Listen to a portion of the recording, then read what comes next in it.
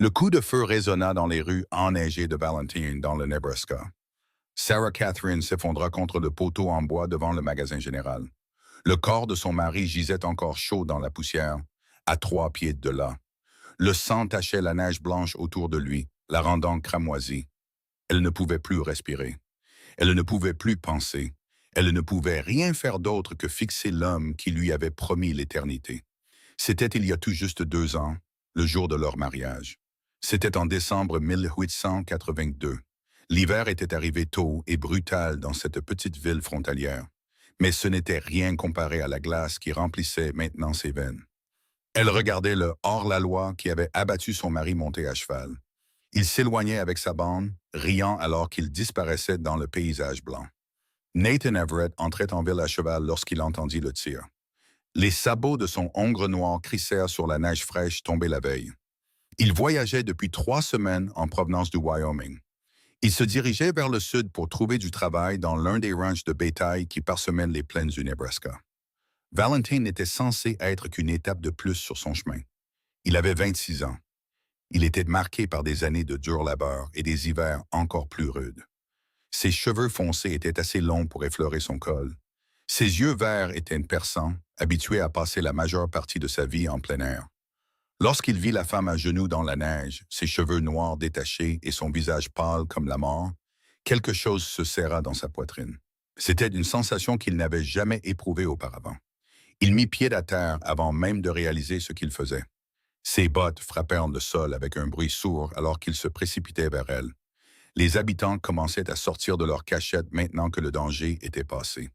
Leur visage était sombre et effrayé, mais personne ne bougeait pour l'aider. Elle portait une simple robe grise, désormais trempée par la neige fondue. Ses mains tremblaient si violemment qu'elle ne semblait pas pouvoir les calmer. Lorsqu'il s'agenouilla près d'elle, il vit que ses yeux étaient bruns, de la couleur de la terre riche. Ils étaient complètement vides, à l'exception du chagrin. « Madame, dit-il doucement en touchant son épaule.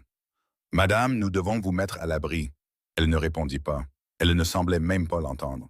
Son regard était fixé sur le corps dans la neige, et les larmes coulaient sur son visage, silencieuses et interminables. Nathan regarda l'homme mort et vit qu'il était jeune, probablement pas plus de 30 ans. Il avait les cheveux clairs et un visage aimable, même dans la mort. La balle l'avait touché à la poitrine. Personne n'aurait rien pu faire pour le sauver. Nathan avait vu assez de morts dans sa vie pour savoir quand c'était instantané et quand c'était une souffrance. Au moins, cet homme était parti rapidement. Sarah, une voix de femme fendit l'air froid. Nathan leva les yeux et vit une dame plus âgée se précipiter vers eux.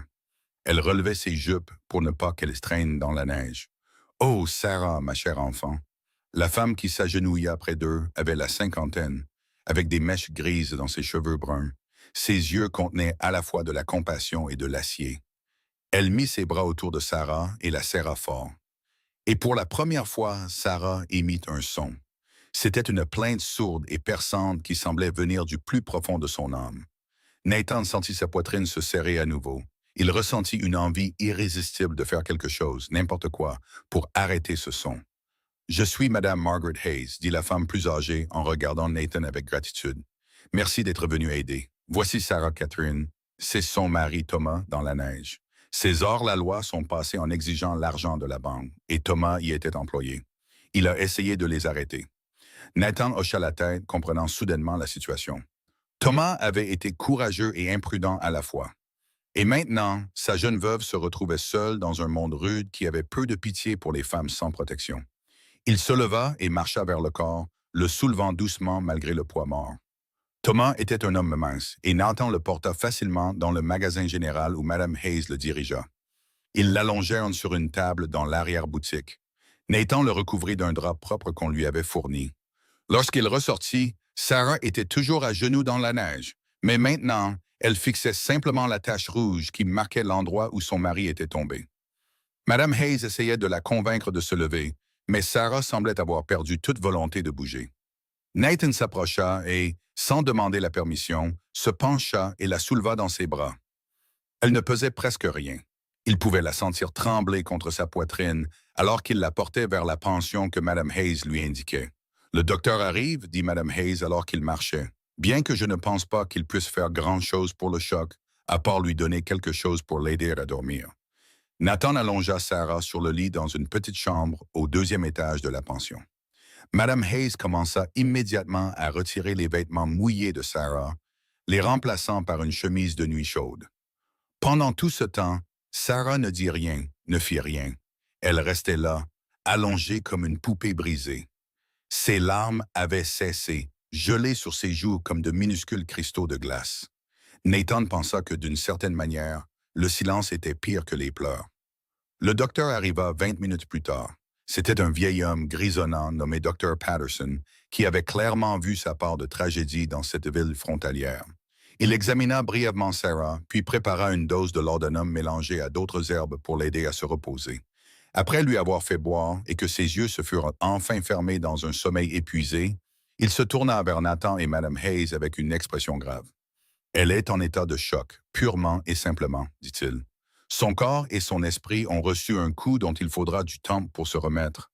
Elle aura besoin de soins constants pendant les prochains jours, peut-être plus longtemps. A-t-elle de la famille ici? » Madame Hayes secoua la tête. Thomas et Sarah sont venus ici de l'Ohio il y a 2 ans. Ils étaient tous deux orphelins. Ils s'étaient rencontrés dans un foyer et étaient tombés amoureux. Ils n'avaient personne d'autre qu'eux-mêmes. C'est pourquoi ils avaient décidé de venir dans l'Ouest pour prendre un nouveau départ. Thomas avait obtenu le poste à la banque et Sarah faisait de la couture et des raccommodages pour les gens de la ville. Ils économisaient pour acheter leur propre petite maison. Nathan sentit la colère monter dans sa poitrine, brûlante et féroce. Ces hors-la-loi avaient détruit plus que la vie d'un seul homme aujourd'hui. Ils avaient brisé des rêves et volé des avenirs. Et pourquoi? Quelques centaines de dollars d'une petite banque de ville. Il se surprit à penser aux yeux vides de Sarah et à se demander si elle pourrait un jour les remplir d'espoir à nouveau. « Je vais rester et aider », s'entendit-il dire. Madame Hayes et le docteur Patterson le regardèrent avec surprise. « Je veux dire, s'il y a quoi que ce soit que je puisse faire. Je ne suis pas pressé d'aller ailleurs. » Madame Hayes l'étudia un long moment. Ses yeux perçants observèrent son visage marqué par le temps, son expression honnête et ses mains fortes qui avaient manipulé Sarah et son mari défunt avec tant de douceur. Ce qu'elle vit dut la satisfaire, car elle hocha lentement la tête. « Nous pourrions avoir besoin d'aide, » admit-elle. « Sarah va avoir besoin de plus que de simples soins médicaux. Elle aura besoin de quelqu'un pour gérer les questions pratiques, les arrangements funéraires et les affaires de Thomas à la banque. Et avec ses hors-la-loi toujours en liberté, avoir un homme qui sait se défendre ne serait pas de trop. » Nathan hocha la tête, sa décision était prise. Il était venu à Valentine pour chercher un travail temporaire, et il semblait qu'il l'avait trouvé, bien que pas de la manière qu'il aurait pu imaginer. Cette nuit-là, il prit une chambre à la pension. Il resta éveillé à écouter le vent hurler à sa fenêtre, pensant à une femme aux yeux bruns pleins de chagrin. Il se demandait pourquoi sa douleur l'affectait si profondément, alors qu'il ne l'avait jamais rencontrée avant aujourd'hui. Les funérailles eurent lieu 3 jours plus tard, par un matin gris. La neige avait cessé de tomber, mais les nuages restaient bas et lourds au-dessus de la ville. Sarah se tenait près de la tombe comme un fantôme. Son visage était pâle et tiré. Ses yeux étaient rouges d'avoir pleuré, mais secs à présent, comme si elle n'avait plus de larmes à donner. Elle portait une robe noire que Madame Hayes l'avait aidée à ajuster, et ses cheveux noirs étaient tirés sévèrement en arrière. Nathan se tenait à une distance respectueuse, mais il ne pouvait s'empêcher de la regarder. Il ne pouvait s'empêcher de vouloir aller vers elle et lui promettre que, d'une manière ou d'une autre, les choses iraient bien, même s'il savait que c'était un mensonge. Le pasteur prononça des mots sur la miséricorde de Dieu et le repos éternel. Les habitants rassemblés murmurèrent leur accord. Mais Nathan voyait bien que Sarah n'écoutait pas. Elle était ailleurs, perdue dans les souvenirs de l'homme qu'elle avait aimé et perdu. Lorsqu'ils descendirent le cercueil dans le sol gelé, elle vacilla légèrement. Nathan s'avança instinctivement, prêt à la rattraper si elle tombait, mais elle se stabilisa. Ses mains se serrèrent d'un point sur ses côtés, et elle resta debout pendant le reste du service avec une sorte de force désespérée qui fit mal au cœur de Nathan. Ensuite, Mme Hayes ramena Sarah à la pension, tandis que Nathan restait pour aider à combler la tombe. Le travail était dur dans la terre gelée, mais il accueillit l'effort physique. Cela gardait son esprit occupé et ses mains actives. Quand ce fut fini, et que le monticule de terre fut couvert d'une simple croix en bois portant le nom et les dates de Thomas Catherine, Nathan resta là un moment. Il fit une prière silencieuse pour un homme qu'il n'avait jamais connu, mais dont la mort avait changé sa vie d'une manière qu'il commençait seulement à comprendre. Au cours des 2 semaines suivantes, Nathan se retrouva entraîné dans le monde de Sarah par petites touches. Il aida Madame Hayes avec les questions pratiques que Sarah n'était pas en état de gérer elle-même. Il alla à la banque et tria les affaires de Thomas. Il trouva un petit livret d'épargne montrant que le couple avait réussi à mettre de côté près de 200 dollars pour leur maison de rêve. Il emballa les quelques possessions de la chambre que Sarah et Thomas louaient au-dessus de l'atelier de couture où Sarah travaillait. Il déplaça tout vers la pension où Sarah resterait jusqu'à ce qu'elle puisse décider de la suite. Il voyait Sarah tous les jours, bien qu'elle lui parlât rarement, à lui ou à quiconque. Elle s'asseyait près de la fenêtre de sa chambre, fixant la rue enneigée, ses mains inactives sur ses genoux. Madame Hayes essayait de la faire manger, de la faire coudre, de faire n'importe quoi qui pourrait la ramener vers le monde des vivants. Mais Sarah semblait s'être retirée dans un endroit profond à l'intérieur d'elle-même, où personne ne pouvait l'atteindre. Nathan se retrouvait éveillé la nuit, réfléchissant à des moyens de l'aider, de ramener un peu de lumière dans ses yeux bruns vides. Noël passa presque inaperçu. La ville essaya de célébrer avec un service religieux et un rassemblement communautaire, mais l'ombre du meurtre de Thomas planait toujours sur Valentine comme un nuage sombre. Le shérif, un homme compétent mais vieillissant nommé Jim Thornton, avait envoyé des télégrammes aux villes environnantes pour demander des informations sur la bande de hors-la-loi. Mais jusqu'à présent, il n'y avait aucune piste. Nathan passa le jour de Noël à la pension, aidant Madame Hayes à préparer un repas simple et essayant de ne pas remarquer que Sarah touchait à peine à sa nourriture. C'était 3 jours après Noël, lors d'une brève éclaircie où le soleil apparut enfin et fit scintiller la neige comme des diamants, que Nathan décida d'essayer quelque chose de différent. Il était dans l'écurie derrière la pension, vérifiant son cheval et les autres animaux que Madame Hayes gardait, quand il eut une idée. Il scella son hongre, puis entra dans la maison pour trouver Sarah. Elle était à sa place habituelle près de la fenêtre, portant une simple robe bleu foncé qui la faisait paraître encore plus pâle que d'habitude. Lorsqu'il frappa à sa porte ouverte, elle tourna légèrement la tête pour reconnaître sa présence, mais ne dit rien. « Sarah, dit-il d'une voix douce mais ferme, j'aimerais que vous veniez faire une promenade à cheval avec moi. » Pour la première fois depuis les funérailles, il vit une lueur de quelque chose dans ses yeux. De la surprise peut-être, ou de la confusion. « Une promenade » répéta-t-elle, sa voix rauque par manque d'usage. « Oui, le soleil est sorti et il ne fait pas aussi froid que ces derniers temps. Je pense que cela vous ferait du bien de sortir de cette chambre un moment, de voir autre chose que ces 4 murs. » Elle regarda de nouveau par la fenêtre et il put la voir lutter avec cette suggestion. Une partie d'elle voulait refuser, rester dans son cocon sûr et engourdi, et une autre partie répondait à quelque chose dans sa voix ou sa présence. Finalement, elle hocha la tête une fois.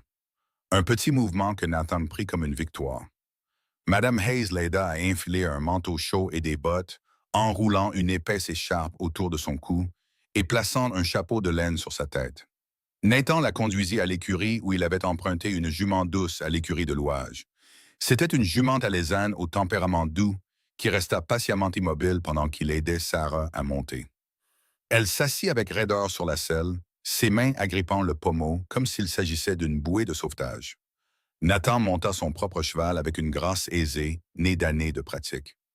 Ils sortirent lentement de la ville, se dirigeant vers le nord, où la plaine s'étendait en une étendue blanche infinie. La neige crissait sous les sabots des chevaux, et leur souffle créait de petits nuages dans l'air froid. Nathan n'essaya pas de faire la conversation. Il laissa juste Sarah s'habituer à être dehors, à sentir le soleil sur son visage et le mouvement du cheval sous elle. Ils chevauchèrent peut-être une demi-heure, avant qu'il ne les guide vers un petit bosquet de peupliers qui se dressaient comme des sentinelles contre le ciel d'hiver.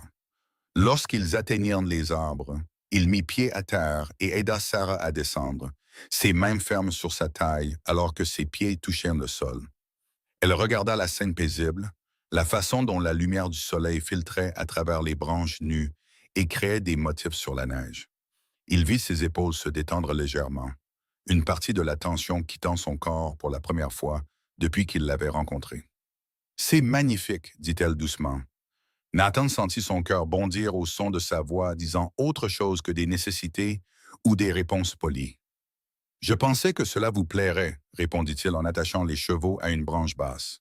Parfois, quand les choses deviennent trop lourdes, je trouve qu'être dans la nature aide.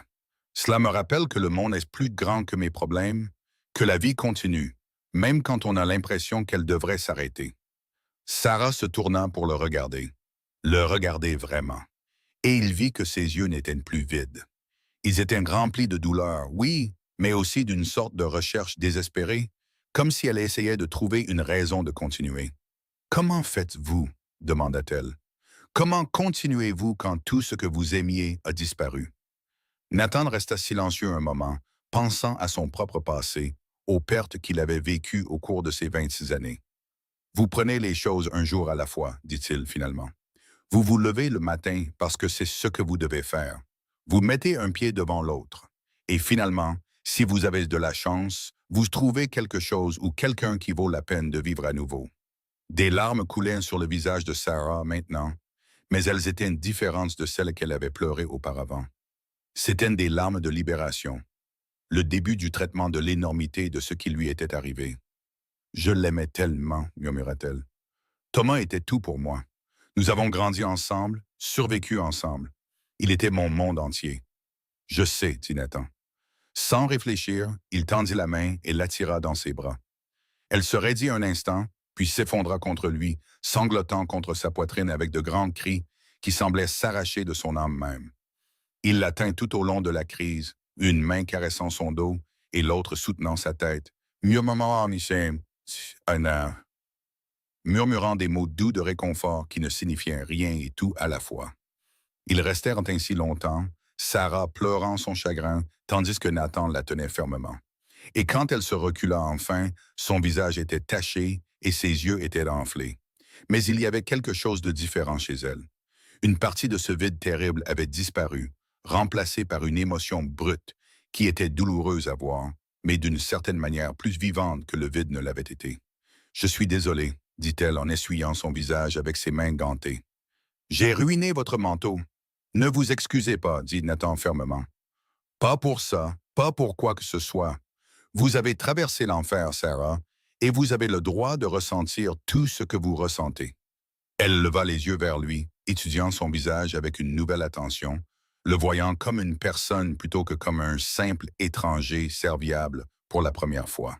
« Pourquoi êtes-vous si gentil avec moi? Demanda-t-elle. « Vous ne me connaissez même pas. Vous ne faisiez que passer en ville quand c'est arrivé. Vous auriez pu continuer votre route et laisser tout ce gâchis derrière vous. » Nathan resta silencieux un moment, essayant de trouver les mots justes. « Je ne sais pas, admit-il. Quand je vous ai vu dans la neige ce jour-là, quelque chose en moi a su que je ne pouvais pas partir. Appelez ça le destin, une coïncidence ou simplement de l'entêtement.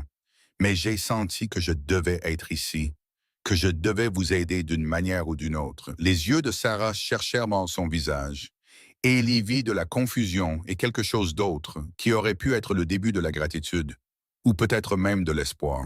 « Merci, dit-elle simplement, pour tout ce que vous avez fait, pour ne pas m'avoir laissé disparaître complètement dans les ténèbres. » Ils retournèrent lentement en ville, alors que le soleil commençait à se coucher, peignant la neige de nuances roses et dorées.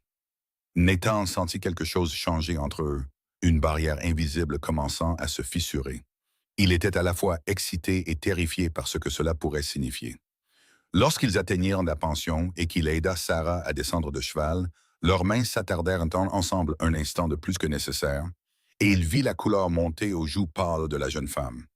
Ce soir-là, Sarah mangea un repas complet pour la première fois depuis la mort de Thomas. Et Madame Hayes adressa à Nathan un sourire complice qui lui donna l'impression d'être un écolier. Il essaya de se dire qu'il était juste serviable, que son intérêt pour Sarah était purement compassionnel, mais il savait qu'il se mentait. Il y avait quelque chose chez elle qui l'appelait, quelque chose au-delà de sa beauté ou de sa vulnérabilité.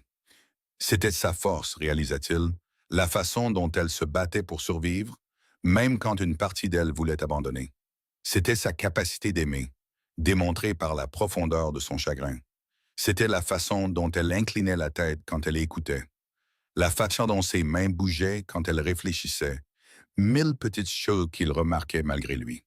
Alors que janvier 1883 arrivait et que la nouvelle année commençait, Nathan se retrouva de plus en plus intégré à la vie quotidienne de Valentine. Il prit un emploi à l'écurie, où son habileté avec les chevaux fut immédiatement appréciée. Il emménagea dans une petite chambre au-dessus de l'écurie qui était pleine de courants d'air mais privée. Il prenait toujours ses repas à la pension, s'arrangeant toujours pour voir Sarah, lui parler et la regarder recommencer lentement à rejoindre le monde des vivants. Sarah, de son côté, avait commencé à guérir par petites étapes. Elle recommença à coudre, acceptant des travaux de raccommodage que Madame Hayes lui apportait de la ville. Elle commença à sourire occasionnellement, bien que jamais pleinement. Parfois, elle riait de quelque chose que Nathan disait, un son doux qui serrait le cœur de Nathan. Ils prirent l'habitude de faire des promenades à cheval ensemble 2 fois par semaine, si le temps le permettait, explorant les environs de Valentine et parlant de tout et de rien.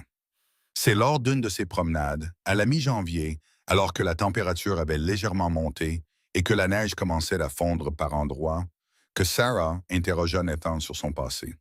Ils étaient assis sur un tronc tombé près d'un ruisseau gelé, partageant le déjeuner que Madame Hayes leur avait préparé.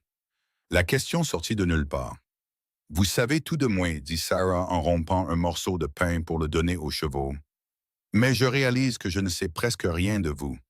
D'où venez-vous? Avez-vous de la famille? » Nathan resta silencieux un moment, fixant la glace sur le ruisseau. « Je suis originaire du Wyoming, dit-il. Mes parents y avaient un ranch, rien de grand, mais assez pour vivre. J'ai grandi en travaillant avec le bétail et les chevaux, apprenant tout ce qu'il y avait à savoir sur la vie au ranch. « Aven? » demanda Sarah doucement, relevant son utilisation du passé. « Ils sont morts quand j'avais 20 ans, dit Nathan. Il y a eu une fièvre qui a traversé le territoire cette année-là. Elle a emporté beaucoup de gens, y compris mes parents, à 1 semaine d'intervalle. J'avais aussi une sœur cadette, Emily, mais elle avait épousé un fermier l'année précédente et déménagé dans le Colorado.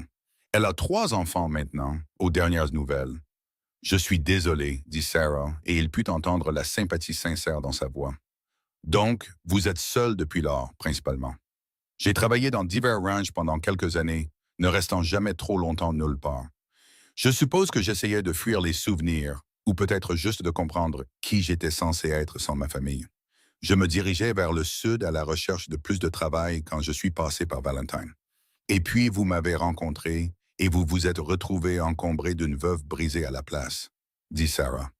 Mais il n'y avait aucune amertume dans sa voix, juste une sorte de reconnaissance ironique de la situation.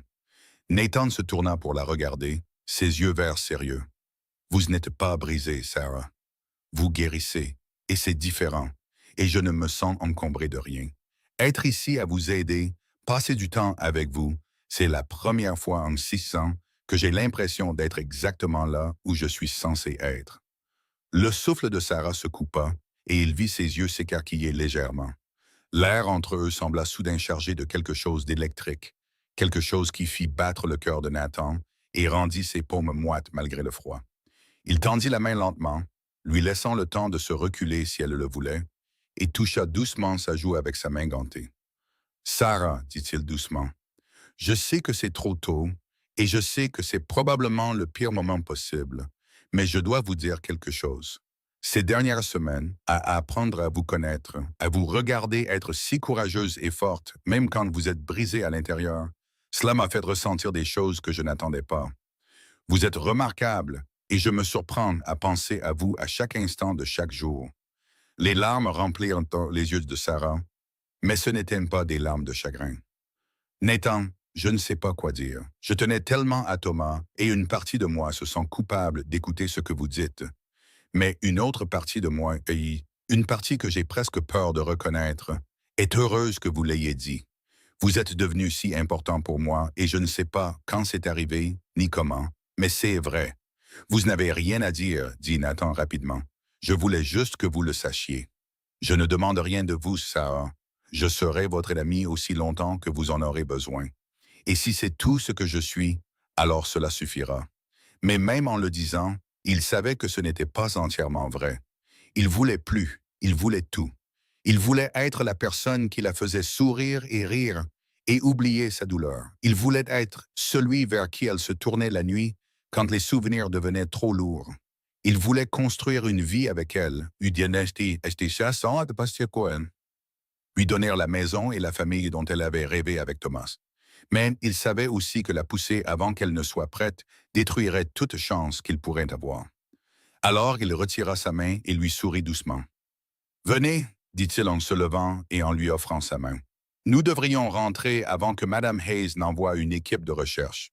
Ils retournèrent en ville dans un silence confortable, mais quelque chose avait changé entre eux. Une ligne avait été franchie qui ne pourrait jamais être effacée. Nathan se sentait plein d'espoir et terrifié à la fois, se demandant s'il avait tout gâché ou commencé quelque chose de merveilleux. Sarah était silencieuse et pensive, ses yeux lointains alors qu'elle assimilait ce qu'il avait dit et ce que cela signifiait pour ses propres sentiments confus. Au cours du mois suivant, leur relation continua de s'approfondir et d'évoluer. Sarah se surprit à attendre leur promenade avec une impatience qui la surprenait, et elle commença à remarquer de petites choses chez Nathan qui faisaient battre son cœur d'une manière qu'elle n'avait pas connue depuis les premiers jours avec Thomas.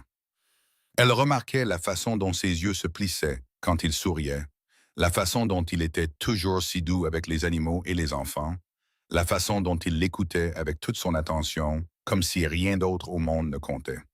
Elle se sentait aussi coupable de ses sentiments, comme si elle trahissait la mémoire de Thomas en se permettant de tenir à quelqu'un d'autre. Elle restait éveillée la nuit, déchirée entre la chaleur grandissante dans sa poitrine quand elle pensait à Nathan et le chagrin froid qui la saisissait encore quand elle se souvenait de Thomas. Cela ressemblait à une trahison de passer à autre chose si vite, même si elle savait logiquement que Thomas voudrait qu'elle soit heureuse, qu'il voudrait qu'elle trouve l'amour à nouveau plutôt que de passer le reste de sa vie seule. C'est Madame Hayes qui l'aida finalement à gérer ses émotions contradictoires. Un soir de début février, alors que Nathan était retourné à l'écurie pour la nuit et que Sarah était assise dans le salon à regarder le feu, la femme plus âgée s'assit près d'elle et lui prit la main. « Vous luttez », dit simplement Madame Hayes. « Je peux le voir dans dans vos yeux.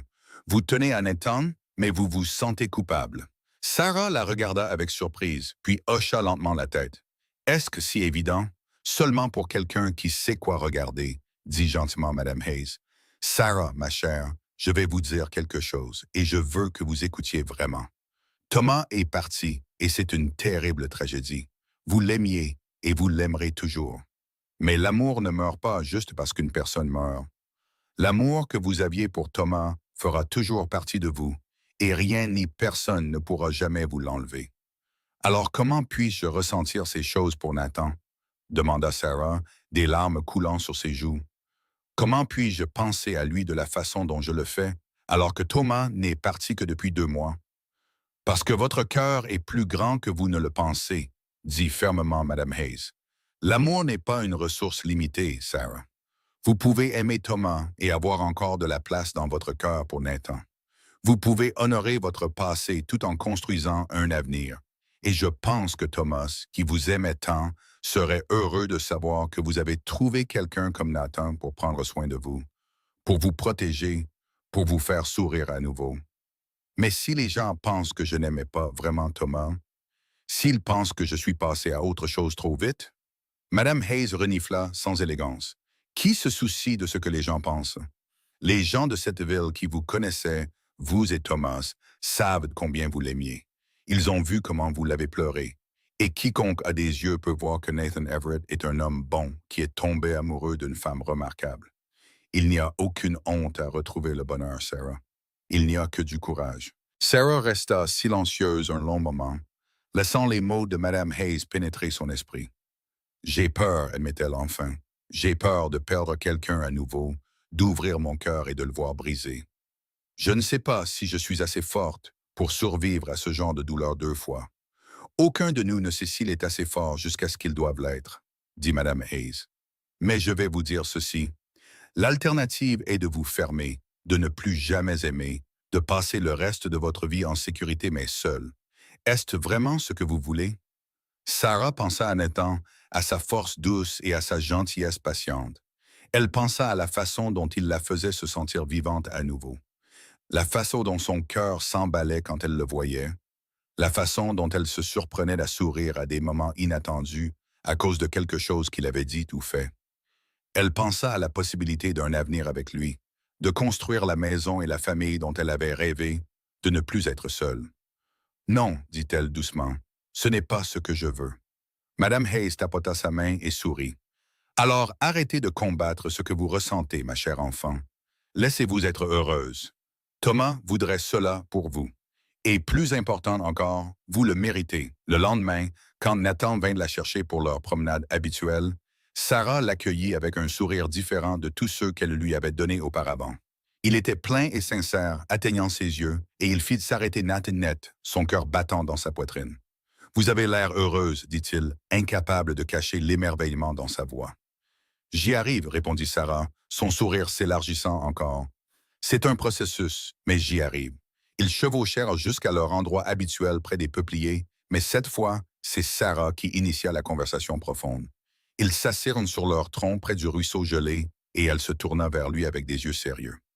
Nathan, j'ai réfléchi à ce que vous avez dit le mois dernier, commença-t-elle, à propos de vos sentiments pour moi.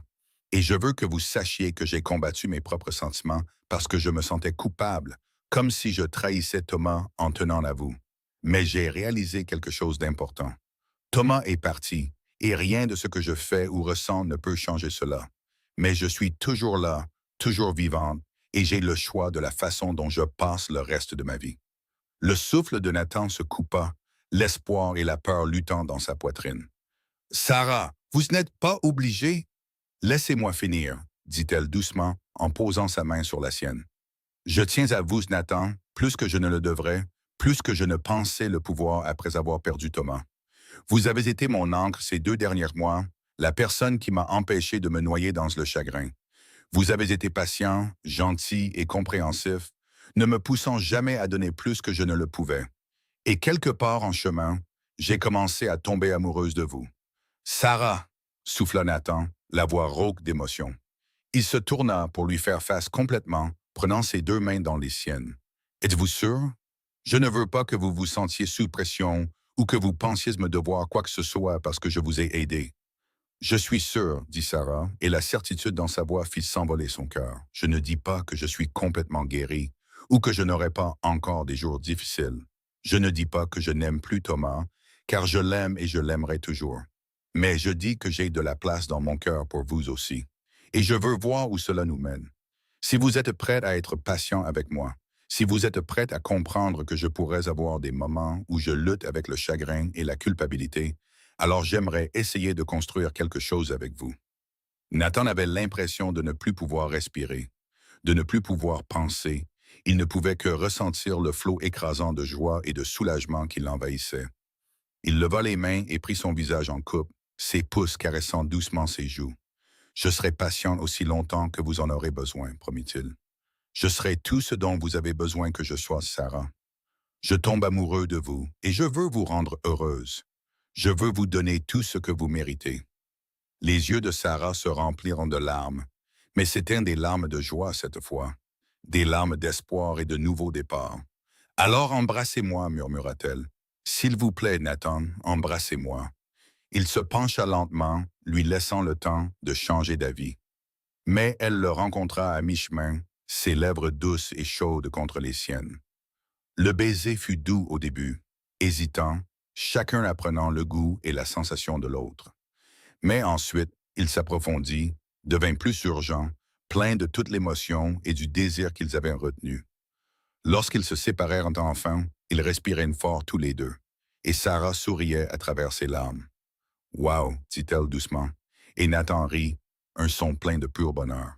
« Ouais » approuva-t-il. « Wow » Ils restèrent assis là longtemps, se tenant la main et parlant de tout et de rien, faisant des projets et partageant des rêves.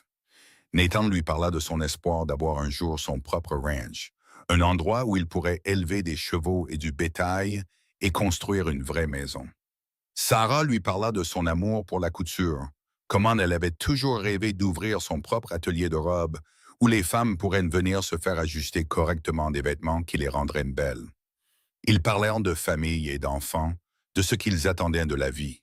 Et à chaque mot, à chaque espoir partagé, Ils se liaient plus étroitement l'un à l'autre, alors que février se transformait en mars et que la neige commençait à fondre pour de bon, révélant l'herbe brune de la prairie en dessous.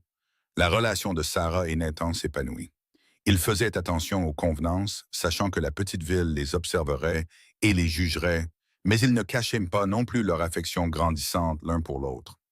Nathan raccompagnait Sarah chez elle après l'église le dimanche, portant sa Bible et la faisant rire avec des histoires sur les chevaux de l'écurie. Sarah préparait des déjeuners spéciaux pour leur promenade, pratiquant les talents culinaires qu'elle voulait perfectionner pour quand elle aurait une maison à gérer.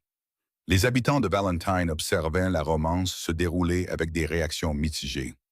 Certains, comme Madame Hayes et le Dr. Patterson, étaient heureux de voir Sarah retrouver le bonheur et approuvaient le caractère stable de Nathan. D'autres chuchotaient que c'était trop tôt, que Sarah aurait dû porter le deuil plus longtemps avant de passer à autre chose. Mais Sarah découvrit qu'elle ne se souciait pas autant qu'elle le pensait des commérages. Elle apprenait à vivre pour elle-même et pour Nathan, pas pour l'approbation de gens qui ne connaissaient pas vraiment son cœur. C'est fin mars, alors que les premières fleurs courageuses commençaient à percer le sol en dégel, que les hors-la-loi revinrent à Valentine.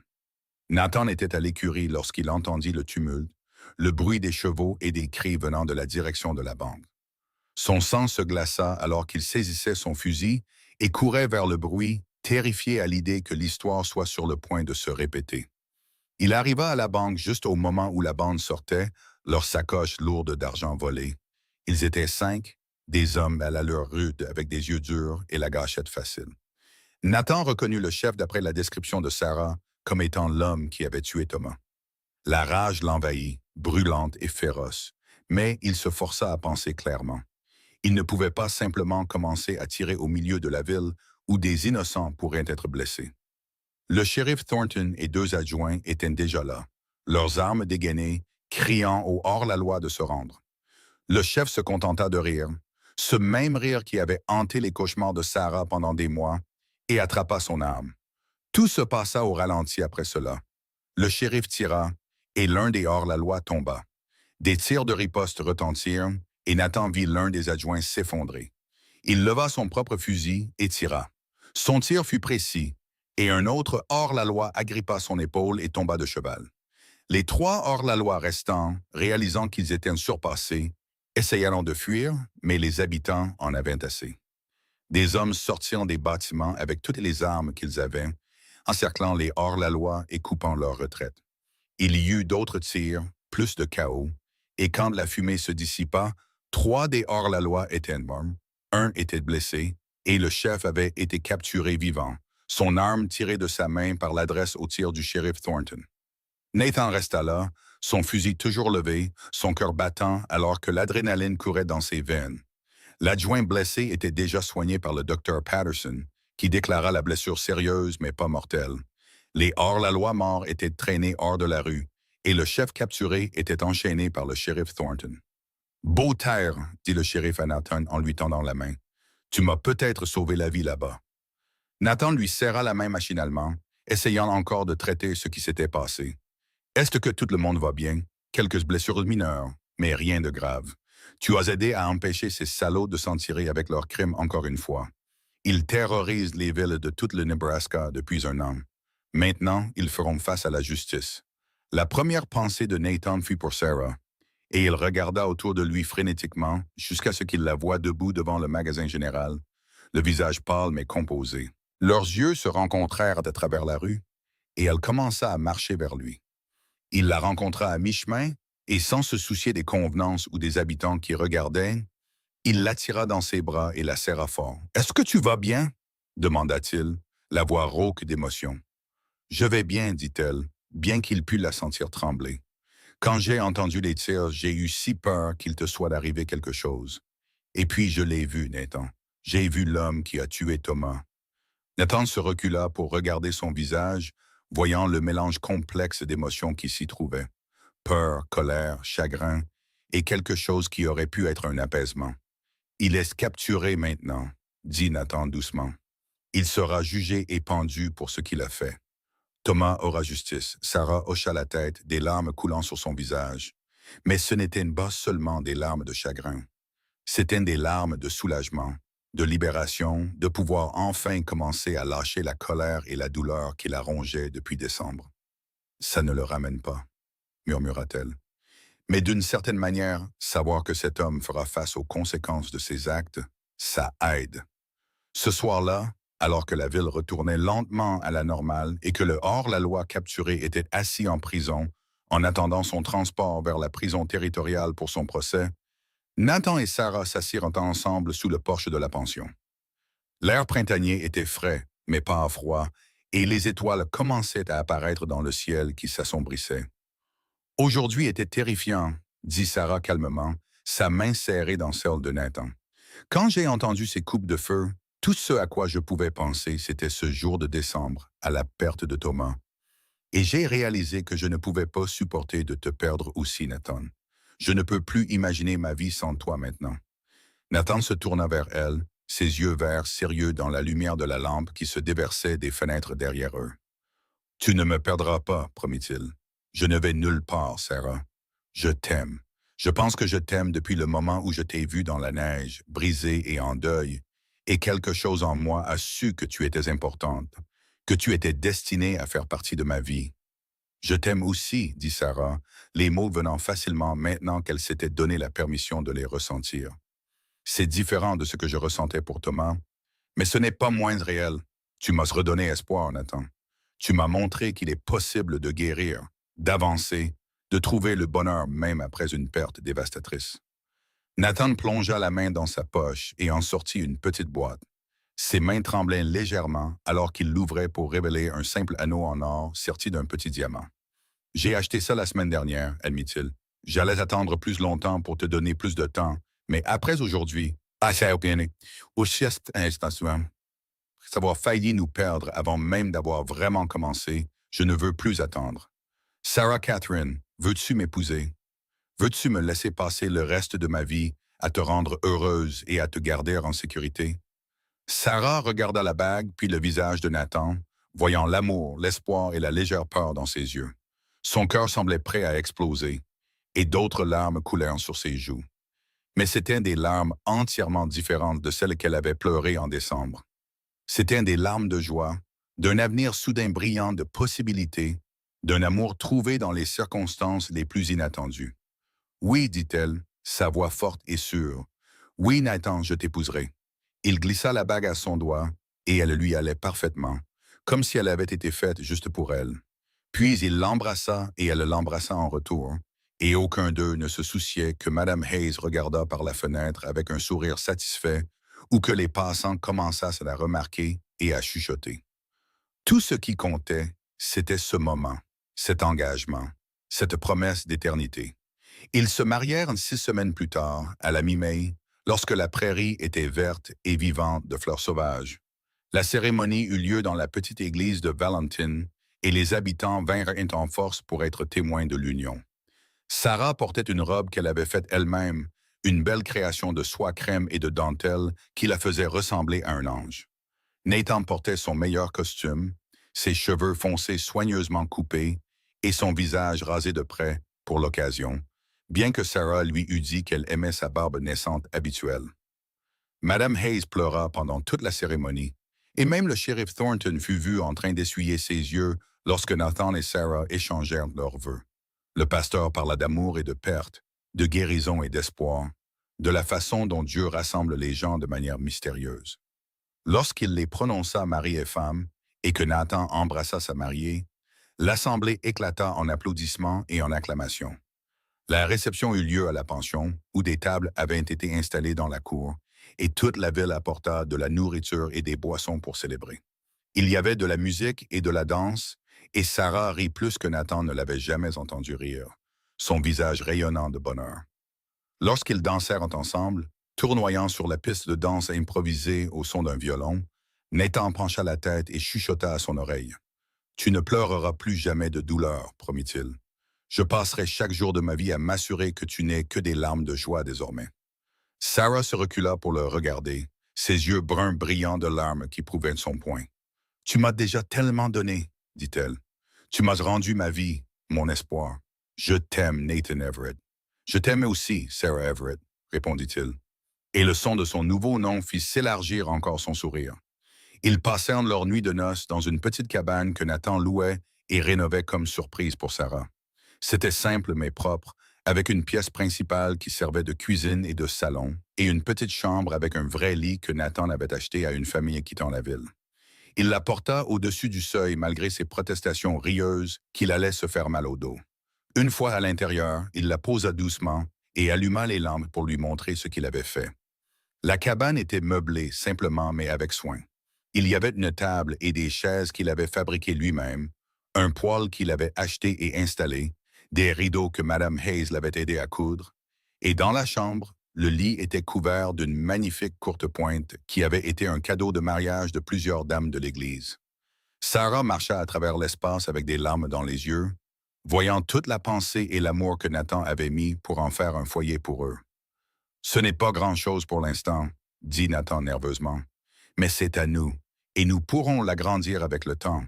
J'économise pour acheter des terres à l'extérieur de la ville où nous pourrons construire quelque chose de plus grand. Peut-être commencer ce ranch dont je t'ai parlé. C'est parfait, dit Sarah, retournant vers lui avec son cœur dans les yeux. C'est absolument parfait, Nathan. Cette nuit-là, ils s'unirent en tant que mari et femme avec une tendresse et une passion qui semblaient sacrées. Nathan était doux avec Sarah, vérifiant toujours qu'elle était à l'aise, qu'elle voulait continuer. Elle répondait avec une ouverture qui parlait de confiance et d'amour. Et après, alors qu'ils étaient allongés entrelacés dans l'obscurité, elle ressentit un sentiment de paix et de justesse qu'elle pensait ne jamais éprouver à nouveau. Les semaines et les mois qui suivirent furent remplis d'un bonheur domestique simple.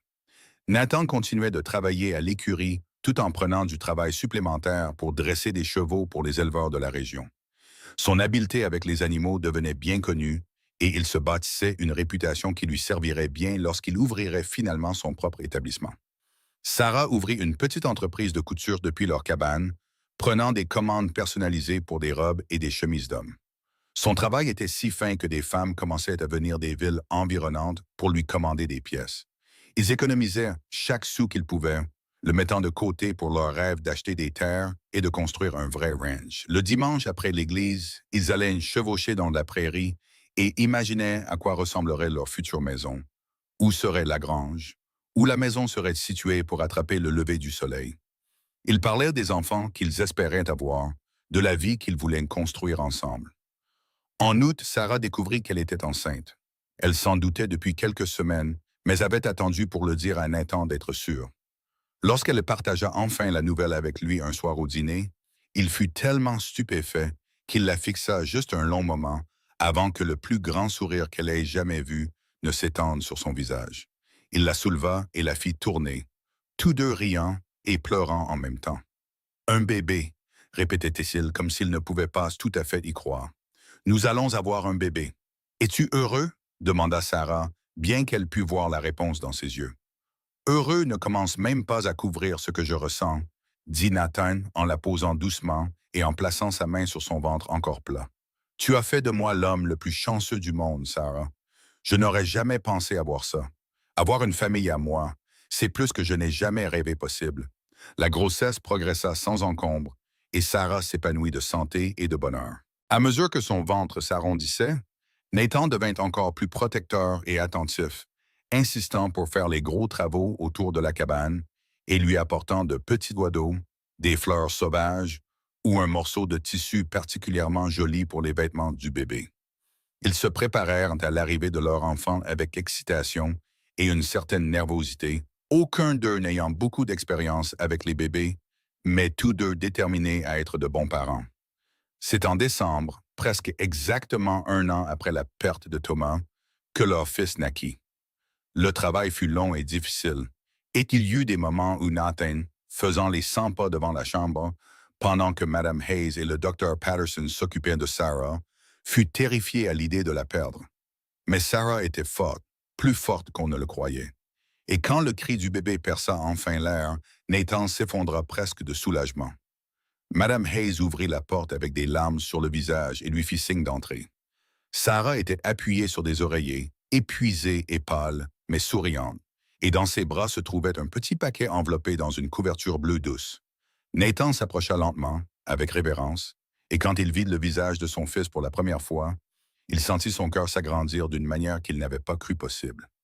Il est parfait, murmura-t-il en touchant la petite main du bébé avec un doigt. Le bébé l'agrippa instinctivement, et Nathan sentit des larmes couler sur son visage. Tu l'as fait, Sarah. Tu l'as mise au monde. Tu es incroyable. Nous l'avons fait, corrigea Sarah en regardant Nathan avec des yeux épuisés mais joyeux. Comment devrions-nous l'appeler? Ils avaient discuté de prénoms pendant des mois, mais n'avaient pas réussi à se mettre d'accord sur un qu'ils aimaient tous les deux. Maintenant, en regardant leur fils, Nathan savait ce qui semblait juste. Et pourquoi pas Thomas, d'après ton premier mari? Il était important pour toi, et je veux honorer cela. Je veux que notre fils connaisse l'homme dont la mort nous a réunis. Les yeux de Sarah se remplirent de larmes, et elle hocha lentement la tête. Thomas Nathan Everett, dit-elle. C'est parfait. Nathan se pencha et embrassa son front, puis embrassa la tête duveteuse de son fils. Thomas Nathan Everett, répéta-t-il. Bienvenue au monde, petit homme. Tu n'as aucune idée à quel point tu es aimé. Alors que Sarah tenait leur fils et que Nathan était assis près d'eux sur le lit, son bras autour de sa femme et ses yeux sur son enfant, il pensa à l'étrange voyage qui les avait menés à ce moment. 1 an auparavant, Sarah était à genoux dans la neige, brisée par le chagrin et la perte. Il avait été un vagabond sans but ni direction réelle. Et maintenant, ils étaient une famille avec un foyer et un avenir plein d'espoir. Les années qui suivirent furent bonnes. Nathan économisa finalement assez pour acheter une parcelle de terre à 8 kilomètres de Valentine, une belle propriété avec un ruisseau qui la traversait et de bons pâturages pour le bétail. Il construisit leur maison de ses propres mains avec l'aide d'hommes de la ville devenus des amis. Et c'était tout ce dont Sarah avait rêvé. 2 étages avec un vrai salon, une cuisine spacieuse et des chambres pour leur famille grandissante. Le jeune Thomas fut suivi par une fille nommée Emma Rose quand il eut 2 ans, puis un autre fils, William James, 2 ans après cela. Le ranch grandit et prospéra alors que la réputation de Nathan en tant que dresseur de chevaux se répandait dans tout le Nebraska et au-delà. L'entreprise de couture de Sarah évolua en un petit atelier de robes à Valentine, géré par une jeune femme qu'elle avait formée, tandis que Sarah se concentrait sur l'éducation de leurs enfants et la gestion du foyer. La vie n'était pas toujours facile. Il y eut des hivers rudes et des étés secs, des années où les prix du bétail chutèrent et où l'argent était rare. Il y eut des maladies infantiles qui les tinrent éveillés la nuit et des disputes sur la façon de gérer les défis de la gestion d'un ranch et de l'éducation d'une famille. Mais à travers tout cela, Nathan et Sarah s'accrochèrent l'un à l'autre et à l'amour qui les avait réunis dans les circonstances les plus sombres. Le 15 décembre de chaque année, anniversaire de la mort de Thomas, Catherine, Sarah visitait sa tombe avec des fleurs. Nathan l'accompagnait, lui tenant la main alors qu'elle se tenait devant la simple pierre tombale et se souvenait du jeune homme qu'elle avait aimé et perdu. Les premières années, elle pleurait, et Nathan la tenait et la réconfortait. Mais avec le temps, les larmes devinrent moins fréquentes, remplacées par des souvenirs affectueux et de la gratitude pour le chemin sur lequel cette perte l'avait mise. « Penses-tu qu'il le sait ?» demanda Sarah à Nathan une année, alors qu'il se tenait près de la tombe. « Penses-tu que Thomas sait que j'ai retrouvé le bonheur, que j'ai la vie dont nous rêvions, juste avec quelqu'un d'autre ?» Nathan serra sa main. « Je pense que s'il t'aimait comme tu me l'as dit, alors oui, il le sait. Et je pense qu'il est heureux que tu n'aies pas passé ta vie seule à le pleurer. Il voudrait que tu sois heureuse, Sarah. Tout comme si quelque chose m'arrivait, je voudrais que tu trouves l'amour à nouveau pour continuer à vivre. » Sarah se tourna vers lui avec des yeux féroces. « Ne t'avise pas de parler de quelque chose qui t'arriverait. Tu m'as promis ce jour-là sous le porche que je ne pleurerai plus jamais de douleur, et je te tiens à cette promesse pour les 40 ou 50 prochaines années, au moins. » Nathan rit et l'attira contre lui, embrassant le sommet de sa tête. « Je ferai de mon mieux, Madame Everett. Je ferai de tout mon possible. » Les enfants grandirent forts et en bonne santé, chacun développant sa propre personnalité et ses intérêts. Thomas, l'aîné, hérita du don de son père avec les chevaux et de la force tranquille de sa mère. Il était sérieux et responsable, toujours le premier à aider aux corvées et le dernier à se plaindre. Emma était une belle fille pleine d'esprit avec les yeux bruns de sa mère et le côté aventureux de son père. Elle montait à cheval aussi bien que n'importe quel garçon de ferme à l'âge de 10 ans et avait un rire qui pouvait éclairer la pièce la plus sombre. William était le bébé, d'un naturel doux et curieux, posant toujours des questions sur le fonctionnement des choses et pourquoi le ciel était bleu. Nathan et Sarah regardaient leurs enfants grandir avec fierté et joie, et en le faisant, ils grandirent aussi. Ils appréhendent la patience et le compromis, comment se soutenir mutuellement à travers les difficultés, comment célébrer les succès de l'autre. Leur amour s'approfondit et mûrit, devenant moins une intensité passionnée et plus un partenariat stable et fiable bâti sur le respect et une affection sincère. Quand Thomas eut 15 ans, Emma 13 ans et William 11 ans, la famille fit un voyage au Wyoming pour que Nathan puisse leur montrer où il avait grandi. Ils visitèrent des tombes de ses parents et le ranch où il avait été élevé, qui appartenait maintenant à une autre famille. Nathan raconta à ses enfants des histoires sur son enfance, sur ses parents et sa sœur, et Sarah le regardait avec des yeux doux, voyant le garçon qu'il avait dû être dans l'homme qu'il était devenu. Sur le chemin du retour, alors qu'il campait sous les étoiles dans la prairie ouverte, William posa une question qui lui trottait clairement dans la tête. Papa, comment maman et toi vous êtes-vous rencontrés? Tu ne nous as jamais vraiment raconté toute l'histoire. Nathan et Sarah échangèrent des regards, et elle hocha légèrement la tête, lui donnant la permission de partager.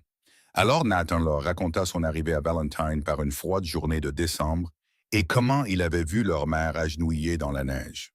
Il parla de Thomas Catherine, qui avait été courageux et était mort en essayant de protéger la ville, et comment il avait aidé Sarah à traverser son chagrin et était tombé amoureux d'elle au cours du processus. Donc, tu aimais quelqu'un d'autre avant papa? Demanda Emma à sa mère, son jeune visage essayant de comprendre la complexité de la situation. Je l'aimais, dit Sarah honnêtement. Thomas était mon premier amour et il aura toujours une place dans mon cœur. Mais votre père est mon grand amour, la personne avec qui j'étais destiné à passer ma vie. Parfois, l'amour vient à nous de manière inattendue et parfois nous devons perdre quelque chose avant de pouvoir trouver ce que nous sommes vraiment censés avoir. Penses-tu que vous vous seriez rencontrés et seriez tombés amoureux si le premier mari de maman n'était pas mort? Demanda le jeune Thomas à son père. Nathan considéra la question sérieusement. Je ne sais pas, admit-il. Peut-être que nous nous serions croisés dans la rue sans un second regard. Peut-être que nous n'étions destinés à nous trouver que dans ces circonstances spécifiques. Mais je crois que votre mère et moi étions destinés à être ensemble d'une manière ou d'une autre. Certaines choses sont simplement écrites. Cette nuit-là, après que les enfants se furent endormis dans leur sac de couchage, Nathan et Sarah restèrent allongés côte à côte, regardant la vaste étendue d'étoiles au-dessus d'eux. Le regrettes-tu parfois, demanda Nathan doucement, de m'avoir épousé si tôt après la mort de Thomas? Souhaites-tu parfois avoir pris plus de temps? Sarah se tourna pour le regarder, voyant la vulnérabilité dans ses yeux, même après toutes ces années ensemble. Jamais, dit-elle fermement. Pas une seule fois je n'ai regretté de t'avoir choisi, de nous avoir choisis. Tu m'as rendu ma vie, Nathan. Tu m'as donné l'espoir, l'amour et cette belle famille. Comment pourrais-je jamais regretter cela? Je m'inquiète juste parfois que les gens te jugent encore pour ça, pour être passé à autre chose si vite, admet Nathan. Laisse-les juger, dit Sarah. Les gens dont l'opinion compte connaissent la vérité. Ils savent ce que nous avons construit ensemble, et même s'ils ne le savaient pas, cela ne changerait rien. Je t'aime, Nathan Everett, et je te choisirai encore et encore, peu importe ce que les autres pensent. Nathan l'attira contre lui, et ils restèrent là ensemble sous les étoiles, écoutant leurs enfants respirer et se sentant reconnaissants pour chaque moment qui les avait amenés à ce point, même les plus douloureux. Alors que les années continuaient de passer, le ranch de Nathan et Sarah devint l'un des plus prospères de la région. Les chevaux de Nathan étaient recherchés par les éleveurs et l'armée, et les conseils d'investissement de Sarah, tirés de son sens inné des affaires et des leçons apprises en gérant son entreprise de couture, les aidaient à prendre des décisions intelligentes pour étendre et diversifier leurs avoirs. Ils employaient plusieurs garçons de ferme et devinrent des membres importants de la communauté de Valentine, connus pour leur générosité et leur équité. Ils s'assurèrent également d'enseigner à leurs enfants les valeurs qui leur étaient en chair, le travail acharné, la gentillesse, l'honnêteté et l'importance de la famille.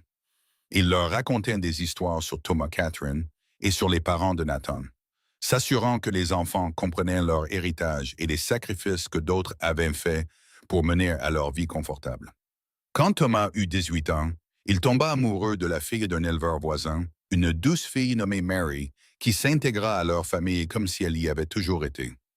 Nathan et Sarah leur donnèrent leur bénédiction et une parcelle de terre sur leur ranch pour construire leur propre maison, voulant garder la famille proche. Emma, à 16 ans, était courtisée par le nouvel instituteur, un jeune homme sérieux venu de l'Est qui était tombé amoureux de son esprit et de son intelligence. Et William, à 14 ans, montrait des signes de vouloir devenir vétérinaire, passant tout son temps libre à aider le docteur Patterson, qui était maintenant semi-retraité, mais prenait encore des cas impliquant des animaux. Pour leur 20e anniversaire de mariage, Nathan emmena Sarah au bosquet de peupliers, où il lui avait parlé de ses sentiments pour la première fois. C'était en mai, et les arbres étaient pleins de nouvelles feuilles qui bruissaient dans la brise chaude. Ils s'assirent sur le même tronc tombé, bien qu'il fût plus usé maintenant, et se regardèrent avec des yeux qui contenaient 2 décennies d'histoire commune. « Tu te souviens de ce que je t'ai dit ce jour-là » demanda Nathan en prenant sa main dans la sienne. « Quelle chose » demanda Sarah avec un sourire. « Tu as dit beaucoup de choses ce jour-là. J'ai dit que parfois, quand les choses deviennent trop lourdes, être dans la nature aide. Cela te rappelle que le monde est plus grand que tes problèmes, que la vie continue même quand on a l'impression qu'elle devrait s'arrêter. »« Je me souviens, » dit Sarah doucement, « et tu avais raison. Tu as eu raison sur tant de choses, Nathan. Et te souviens-tu de ce que je t'ai promis le jour de notre mariage, et encore sur le porche de la pension après la naissance de Thomas? » Sarah hocha la tête, des larmes s'accumulant dans ses yeux. « Tu as promis que je ne pleurerai plus jamais de douleur. Ai-je tenu cette promesse? » demanda Nathan sérieusement. « Je sais qu'il y a eu des moments difficiles, des moments où les choses étaient dures ou effrayantes. Je sais que je n'ai pas été parfait. » Sarah leva les mains et prit son visage en coupe, le regardant avec tout l'amour qu'elle ressentait clairement écrit dans son expression. « Tu l'as tenu mieux que je ne l'aurais cru possible, » dit-elle. « Oui, il y a eu des défis, mais tu as été à mes côtés à travers chacun d'eux, rendant tout plus facile, rendant tout meilleur. Toutes les larmes que j'ai versées depuis notre mariage ont été des larmes de joie, Nathan. Des larmes quand nos enfants sont nés, des larmes quand Thomas s'est marié le mois dernier. Des larmes maintenant parce que je suis si incroyablement reconnaissante pour la vie que tu m'as donnée. Tu as pris une femme brisée à genoux dans la neige et tu lui as donné tout ce dont elle avait toujours rêvé, et plus encore. » Nathan l'attira contre lui, et ils restèrent assis là comme ils l'avaient fait tant de fois au fil des ans, se tenant l'un l'autre et ressentant la paix qui vient du fait d'être exactement là où l'on est censé être, avec exactement qui l'on est censé être. Le soleil de l'après-midi filtrait à travers les feuilles de peuplier, les tachetant d'ombre et de lumière, et quelque part au loin, il pouvait entendre l'appel d'une alouette chantant sa chanson de printemps. « Je t'aime, Sarah Everett, » dit Nathan. « Pendant 20 ans, tu as été ma partenaire, ma meilleure amie, mon tout. À 20 ans de plus et 20 après ça. »« Je t'aime aussi, » répondit Sarah, « et je prendrai chaque année, chaque jour, chaque moment que je pourrai avoir avec toi. Tu es mon miracle, Nathan. Tu es l'homme qui m'a sauvé et qui m'a ensuite donné une raison de vouloir être sauvé. » Ils retournèrent au ranch alors que le soleil commençait à se coucher, peignant le ciel de nuances orange et rose. Leurs enfants les attendaient, ayant préparé un dîner d'anniversaire surprise avec l'aide des garçons de ferme et des voisins. La maison était remplie de rires et d'amour, du bruit et du chaos d'une grande famille heureuse. Alors que Sarah se tenait dans l'embrasure de la porte, regardant Nathan se faire assaillir par leurs petits-enfants, les jumeaux de Thomas et Mary qui apprenaient tout juste à marcher, elle sentit son cœur déborder de gratitude. Elle pensa à ce jour de décembre 1882 où son monde s'était écroulé, où elle s'était agenouillée dans la neige, certaine qu'elle ne serait plus jamais heureuse. Elle pensa à Thomas Catherine, dont la mort avait été une terrible tragédie, mais qui l'avait aussi mise sur le chemin de Nathan. Elle pensa à Madame Hayes, qui l'avait aidée à comprendre qu'aimer à nouveau n'était pas se trahir le passé, mais l'honorer en choisissant de vivre pleinement dans le présent. Elle pensa à tous les moments, grands et petits, qui l'avaient amenée à cet endroit, à cette famille, à cette vie. Une larme glissa sur sa joue, et Nathan leva les yeux de là où il était escaladé par ses petits-fils. Il vit ses larmes et commença immédiatement à se lever, l'inquiétude sur son visage. Mais elle secoua la tête et lui sourit brillamment. Larmes de joie, articula-t-elle silencieusement, et elle vit la compréhension et le soulagement inonder ses traits. Il lui rendit son sourire, ce sourire spécial qu'il réservait juste pour elle, et elle sentit son cœur sauter un battement même après toutes ces années. La soirée fut parfaite, remplie de bonne nourriture et d'une meilleure compagnie. Ils dansèrent sur la musique jouée sur le piano d'Emma, celui que Nathan lui avait offert par surprise pour son 16e anniversaire, malgré le coût et la difficulté de le transporter depuis Omaha. Ils racontèrent des histoires et partagèrent des souvenirs. Et quand les enfants allèrent finalement se coucher et que les invités rentrèrent chez eux, Nathan et Sarah s'assirent ensemble sous leur porche, regardant les étoiles apparaître une à une. « À quoi penses-tu » demanda Nathan, sombré autour de ses épaules. « Je pensais juste à quel point la vie est étrange et merveilleuse, dit Sarah. Comment le pire jour de ma vie a mené au meilleur jour. Comment perdre Thomas m'a amené à toi. Comment la douleur et la joie sont parfois si entremêlées qu'on ne peut pas avoir l'une sans l'autre. Penses-tu que tu changerais quelque chose si tu le pouvais? Demanda Nathan. Retournerais-tu en arrière pour empêcher la mort de Thomas si cela signifiait que nous ne nous serions jamais rencontrés?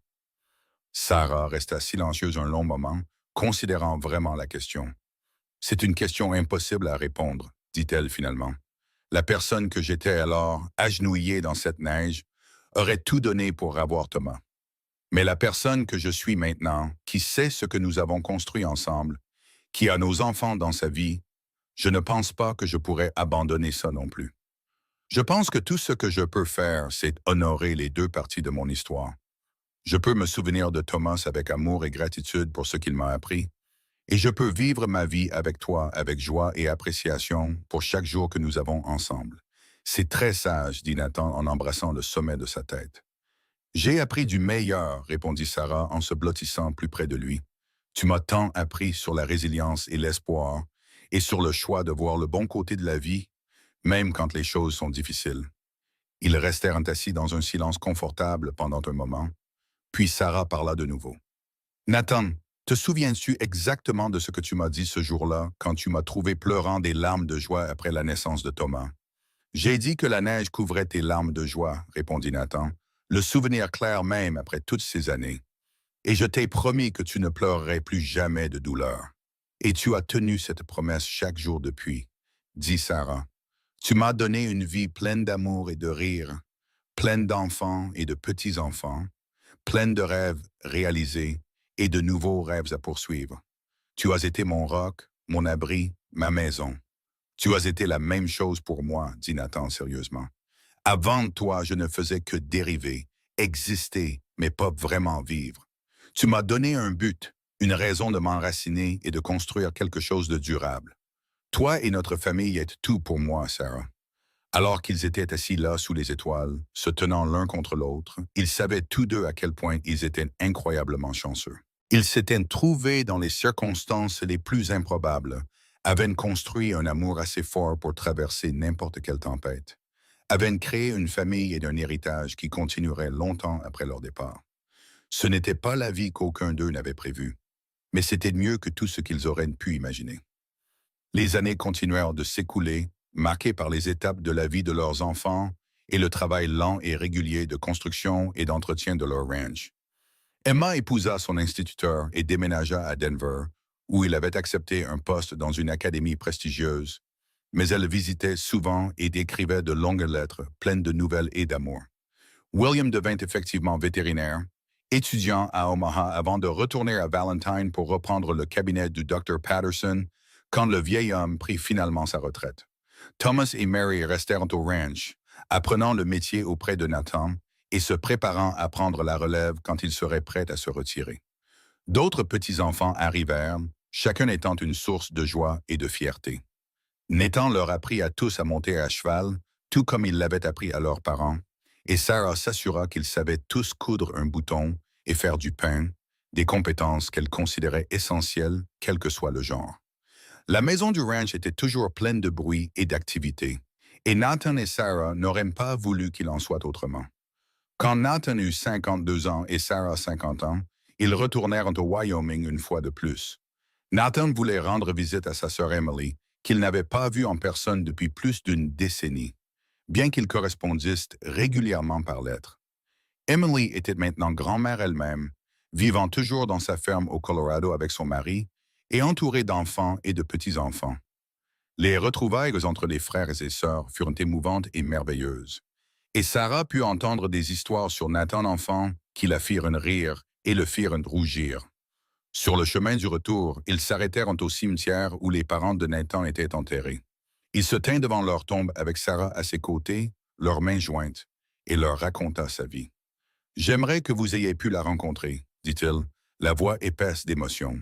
J'aimerais que vous ayez pu connaître Sarah et nos enfants. Je pense que vous les auriez aimés. Je pense que vous auriez été fiers de la vie que j'ai construite. Ils le savent, dit Sarah doucement. D'une manière ou d'une autre, où qu'ils soient, ils le savent. Et ils sont fiers, Nathan. Comment pourraient-ils ne pas l'être? Tu es un homme incroyable, un mari et un père incroyables. Tu as créé quelque chose de magnifique à partir de rien, et c'est le plus grand héritage que quiconque puisse laisser. Alors qu'ils retournaient vers Valentine, vers la maison, Nathan se surprit à réfléchir à sa vie avec un sentiment de profonde satisfaction. Il avait connu la perte et la douleur, comme tout le monde, mais il avait aussi connu une joie et un amour profond. Il avait vu ses enfants devenir de bonnes personnes, avait tenu ses petits-enfants, et vu son héritage se poursuivre dans le futur. Et à travers tout cela, il avait eu Sarah à ses côtés, sa partenaire dans tous les sens du terme. Cette nuit-là, alors qu'ils étaient allongés dans leur lit dans un petit hôtel d'une ville dont Nathan ne se rappelait pas le nom, Sarah se tourna vers lui avec une expression sérieuse. « Nathan, je veux que tu saches quelque chose. Si jamais il m'arrivait quelque chose, si je mourais demain ou l'année prochaine ou dans 20 ans, je veux que tu saches que ma vie a été pleine et heureuse grâce à toi. Tu m'as sauvé ce jour-là dans la neige, mais tu as continué à me sauver chaque jour depuis. Tu m'as donné plus que je n'ai jamais mérité, et je suis reconnaissante pour chaque moment que nous avons eu ensemble. Ne parle pas comme ça, dit Nathan, la voix rauque. Tu ne vas nulle part.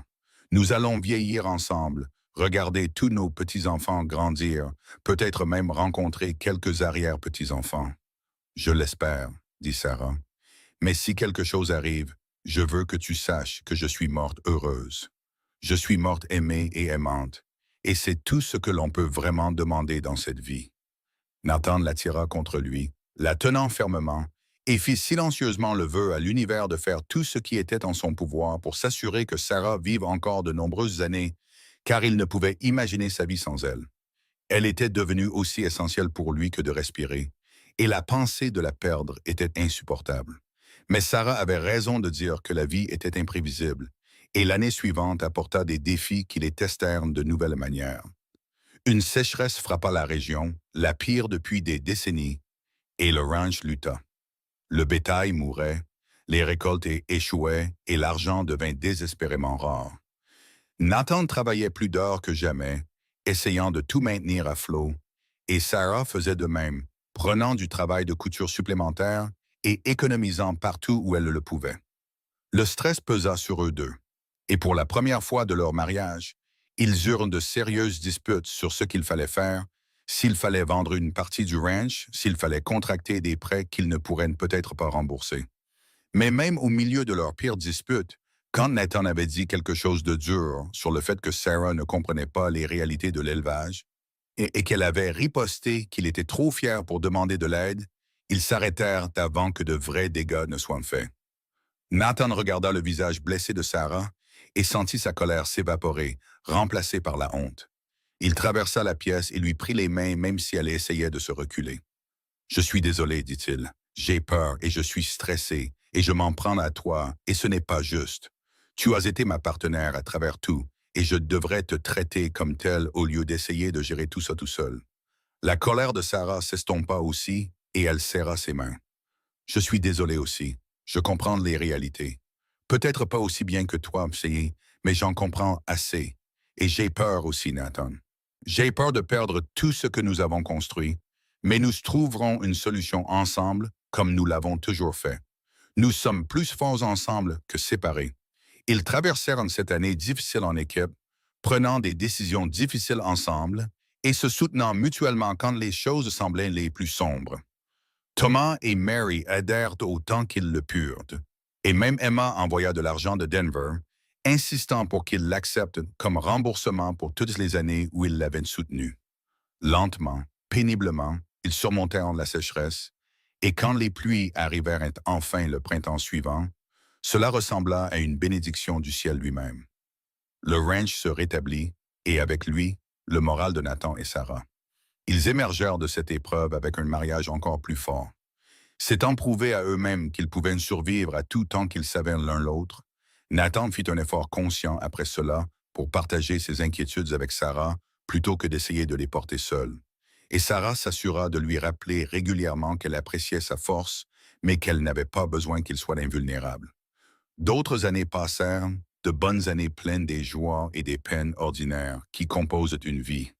Ils célébrèrent des anniversaires, assistèrent à des remises de diplômes et des mariages, pleurèrent la mort d'amis et d'habitants qui faisaient une partie de leur communauté depuis des décennies. Madame Hayes mourut paisiblement dans son sommeil à l'âge de 82 ans. Et Nathan et Sarah assistèrent à ses funérailles le cœur lourd, se souvenant à quel point elle avait été déterminante pour les réunir et aider Sarah à guérir. Quand Nathan eut 60 ans et Sarah 58 ans, ils décidèrent qu'il était temps de remettre officiellement la gestion quotidienne du ranch à Thomas et Mary. Ce n'était pas qu'ils étaient incapables de continuer. Nathan était encore fort et en bonne santé, et Sarah avait plus d'énergie que des femmes de la moitié de son âge, mais ils voulaient du temps pour profiter l'un de l'autre, pour voyager un peu, pour être grands-parents sans la pression constante de gérer une grande exploitation. Thomas reprit le ranch avec fierté et compétence, et il prospéra sous sa direction. Il avait bien appris de son père, combinant les instincts de Nathan avec ses propres innovations. Nathan découvrit qu'il appréciait la liberté de la retraite, la capacité de passer ses journées comme bon lui semblait. Il aidait encore au ranch quand il en avait envie.